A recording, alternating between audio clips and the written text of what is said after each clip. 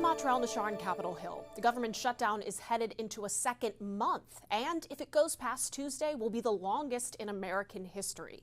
President Trump losing his patience and now calls on Senate Republicans to eliminate a centuries-old rule that gives the minority party a say on most legislation.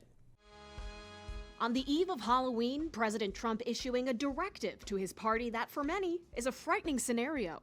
In a pair of social media posts telling Senate Republicans to initiate the nuclear option, get rid of the filibuster, and make America great again. What you're seeing is an expression of the president's anger at the situation. The filibuster is a 60-vote threshold required to advance most legislation in the Senate. It's considered one of the last bastions of bipartisanship in Washington.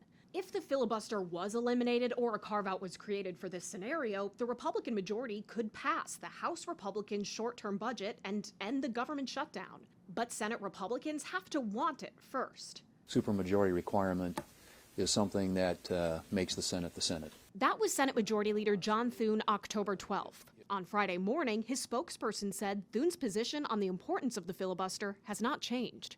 The filibuster protects.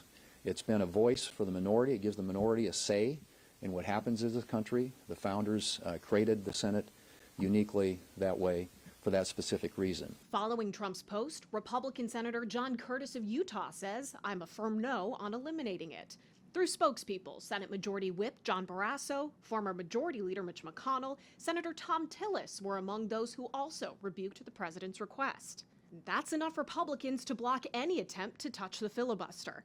There is another person other than Trump calling to nix the filibuster, but he's not a Republican. Carving it out the filibuster now would make it almost impossible to shut our government down in the future, regardless if it's the Democrats or the Republicans doing these things. This week, the Senate failed for the 14th time to pass that short-term budget, as party leaders still have not engaged in direct talks with each other.